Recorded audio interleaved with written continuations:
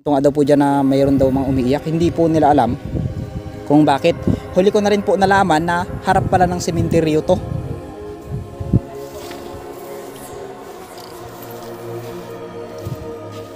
Oh my God mga kalahi. Alam mo, hindi ka makakaramdam ng takot dito sa lugar na ito. Inikilabutan lang ako sa part na to. Ayan, itong napakalaking puno na to. Ito. Ay grabe. Yung buto ng mga tao ay nandito pa. Ayan, tabi-tabi lang po. Ayan po, may mga buto pa tayong nakita dito.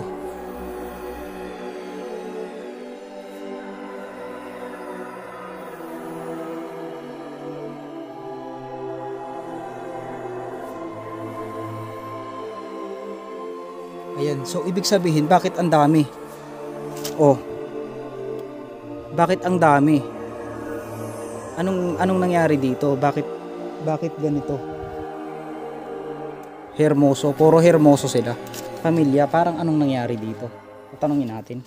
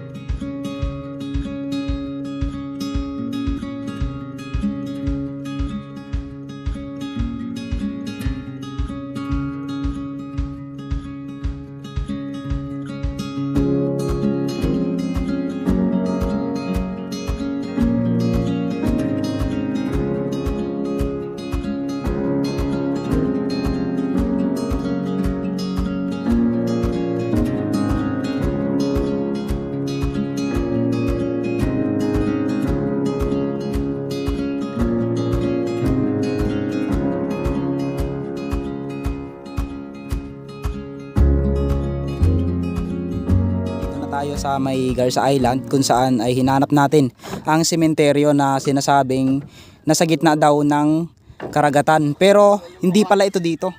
So sabi ni Kuya ay doon pala matatagpuan sa mismong baryo ng Alibog. So ngayon samahan nyo kami at nagpapasalamat ako kay Kuya dahil sinamahan niya tayo, tinur niya tayo dito sa napakagandang lugar ng Garza na to. At meron tayong mga taong nakilala dito at napakababait ng tao dito mga kalahi. So hayaan nyo sa mga susunod na pag-explore natin ay isasama ko kayo dito.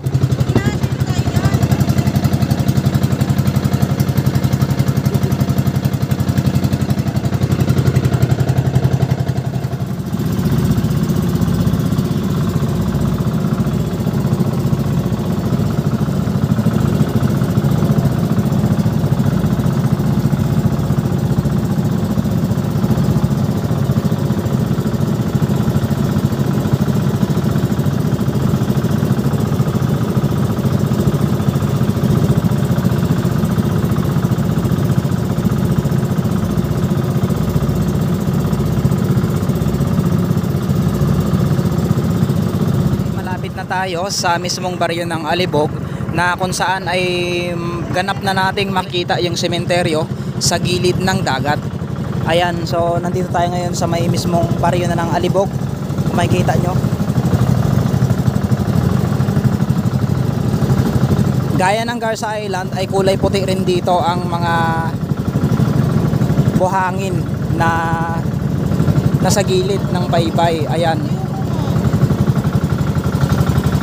sabi nga nila yung mga taga Garza Island daw na namamatayan ng kanilang mga kamag-anak ay ibinabangka na lang nila dito para ipunta lang dito sa mismong lugar na ito. So kakaibang exploration ang gagawin naman natin ngayon. At salamat po sa patuloy na panonood nyo ng aking vlog na ito. Sana maging safe tayo sa paglalakbay natin at walang mangyaring masama sa atin. So sa pangalawang pagkakataon ay nakarating ako dito sa mismong barangay ng Alibog or sitio, hindi ko alam. Basta alamin nyo na lang, napakaganda dito. So pambihirang pagkakataon lang ang makapunta sa mga ganito kagandang lugar at makikita nyo yung kakaibang pamumuhay ng mga mangingisda dito. Sa hindi kalayuan ay matatanaw natin dito ang isang islang bato na kung tawagin nila ay ang Bugtong Bato. So muli nagpapasalamat tayo kay Kuya na sinamahan niya tayo dito sa mismong baryo ng Alibog upang i-explore ang kakaibang sementeryo na matatagpuan dito sa gilid ng dagat.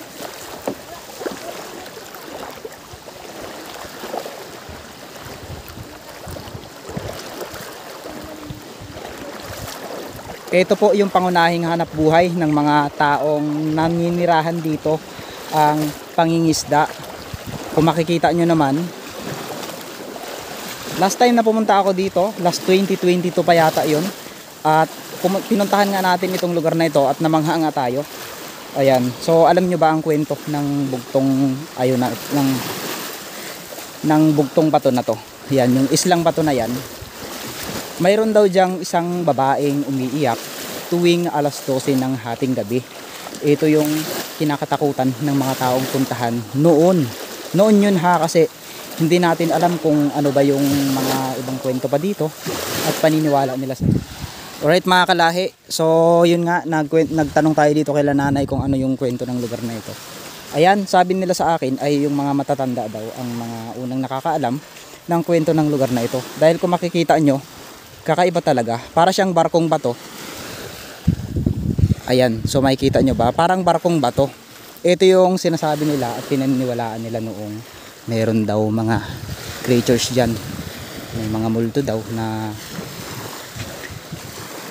naninirahan. Dahil nga hindi natin masisi yung mga kwento-kwento na yun dahil ito nga po ay napakalapit sa sementeryo. So ngayon nga ay pupuntahan natin itong sementeryo na matatagpuan sa gilid ng dagat. Ayan, so gustuhin man natin sanang puntahan ang barkong bato na ito. Ayan, pero mukhang malalim yung tubig at kung mapapansin nyo, parang delikadong puntahan. Gusto ko sana siyang pasukin. Ayan po yung barkong bato.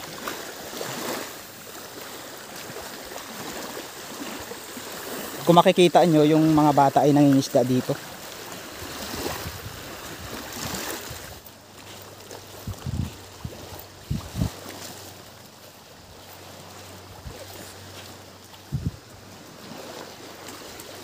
Muli makakasama natin ang ating kaibigan na si Parj Saba upang exploren ang kakaibang sementeryo na ito. Mga kalahi, nakakamangha kung makikita nyo ang mga formasyon ng mga sementeryo na to na dito lang nakatayo sa gilid ng mismong dagat. Grabe, tignan nyo naman. At isa sa napansin ko dito, yung mga ilang lapida ay inilagay na lang dito. Parang mayroon isang tao ditong nakalibing itong part na to. Ayan, Feliciana Agnes. So namatay po siya noong 2016, December 6 siya namatay. Grabe. So tara, samahan nyo ako sa kakaibang pag-explore na to. Grabe Pards, tignan mo yung mga yung mga ibang nicho dito oh. So dahil malapit na po ang tinatawag na Piyestang Patay ay sinadya natin itong kakaibang sementeryo dito. Ayan. Grabe oh. At meron tayong mga nadaanang mga matatanda.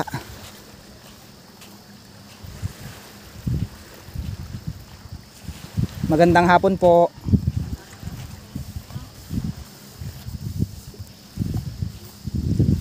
Naglilinis sila nanay ng mga nicho. Ayan, ito na yung itsura niya.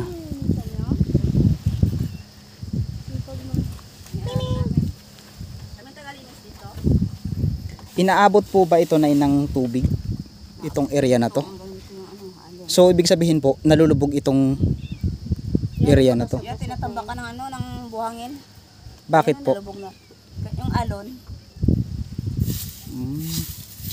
ano yung ano alon. Ang laking puno naman na tunay. Wala kayang mga nakatira dyan? Ay wala. Kasi ano wala po kayo na ano dito, na experience na yung bigla na lang parang may umiiyak, may bumubulong. Wala. Wala po. Matagal na po kayong residente dito. Ano lang, December kami nagsimula, pero may nauna sa amin dito, yung ano lang namin dito, yung pag umuulan, parang yung mga ano ba yung mga sumisingaw. Pag umuulan po. May ibang amoy, kaya pag nagano kami mainit. Nag-init, pero pag nagano, pag tag-ulan, may amoy. Sige po, Nay, ikutin lang namin tong kakaiba at napakagandang sementeryo na to. Kaya pala tinawag na sementeryo, mga kalahi, na nakalutang sa gitna ng dagat. Ay kung makikita nyo, inabot po pala ito ng tubig. Napakalakas na tubig. Nay, anong tawag nyo po dito sa islang bato na yan? Walang pangalan yan. Walang pangalan po. Ayan po kasi yung nabalitaan ko noon na may mga kwento na sinasabi nilang mayroon daw diyang mga kinakatakutan silang mga maligno daw po, kaya napuntahan ko ang lugar na ito. Yun po yung mga kwento nila dyan, pero ayun nga po, kwento lang nga po yun dahil syempre hindi naman natin siya naaktuhan. Ay may mga kwento nga daw po dyan na mayroon daw mga umiiyak. Hindi po nila alam kung bakit. Huli ko na rin po nalaman na harap pala ng sementeryo to. Ay, baka nga. Ay, wala ako, hindi ko experience dyan na may gano'n na narinig. Ay, wala. Yung ibang mga sinaunang mga matanda siguro, baka meron. Sige po, Nay. Hindi, wala eh. Sisipot. Tignan nyo naman.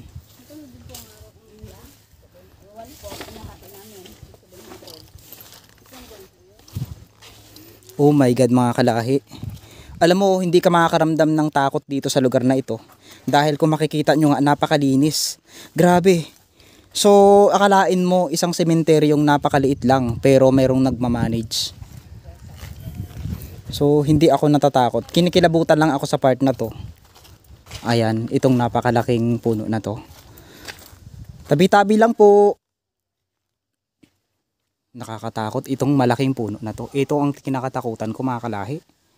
Grabe. May mga kwento kasi dito.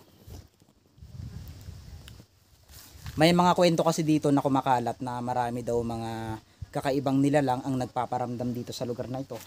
At marami ring kwento, kung mapapansin nyo nga, yung bugtong bato na yun, na kung tawagin nilang barkong bato, ay doon daw nila narinig yung mga iyak ng mga babaeng nagmamakaawa daw.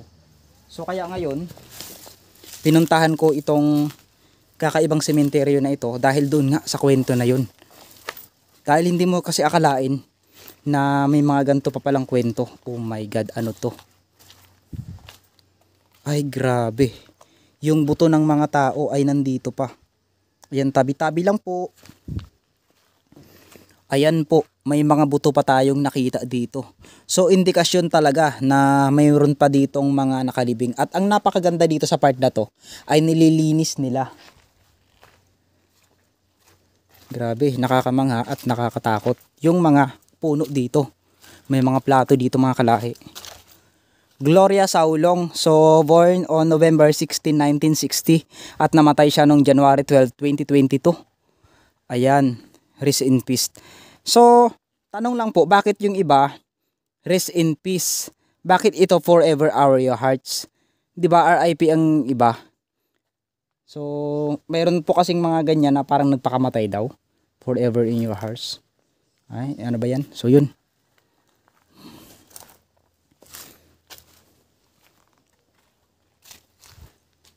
Ayan. Grabe, tabi-tabi lang po. Adelta Venturero, born on May 3, 1941 at namatay siya noong January 30, 2024 lang. Ganon katitindi ang mga namatay. So parang bagong sementeryo lang ang ating nakikita ngayon. At kung mapapansin nyo nga dito, may tinabunan na lang na isang pansyon o itang sementeryo din. So ganon nila pinapahalagahan ang buhay ng mga namayapa. So bagamat napakatagal ng sementeryo na ito, kung makikita nyo naman, ay patuloy pa rin sila sa paglilinis. Pero isa lang sa napansin ko dito, ayan, maraming malalaking puno. So tara, patuloy tayo.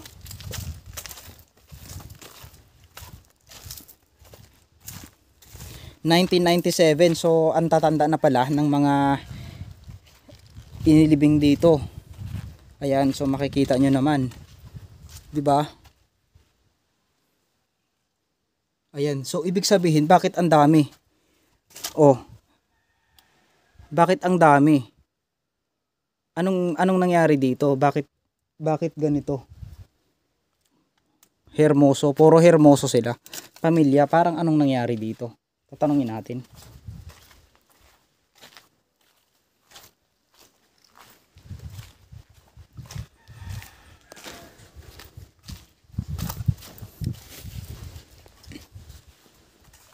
Nay, may tanong lang po ako, Nay.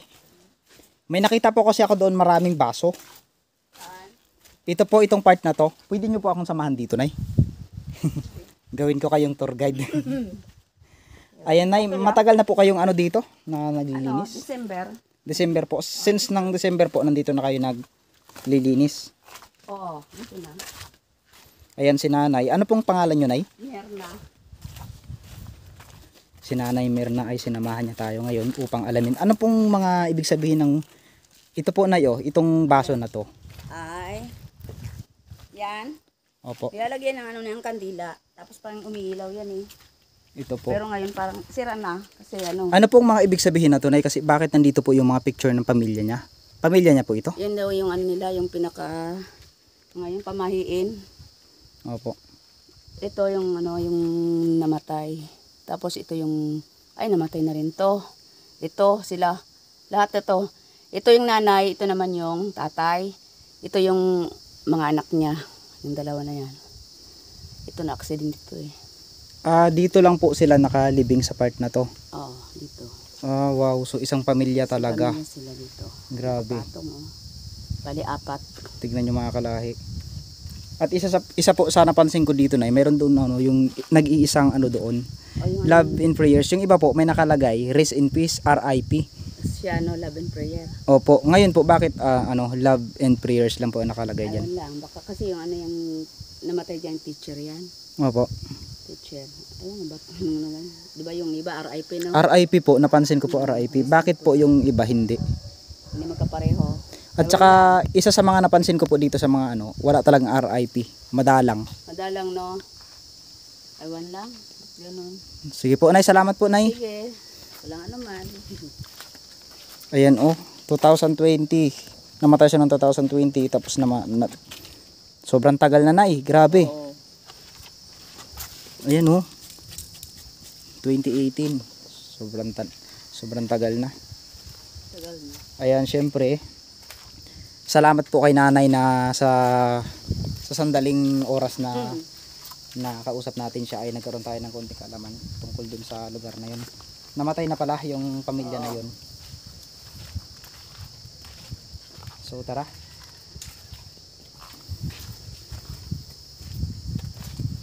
Grabe. Ayan, tignan nyo. Mag-asawa siguro to. 2020, 2022. 1972, 1972, 2020, 2022. So magkasunod lang. Oh my God, grabe.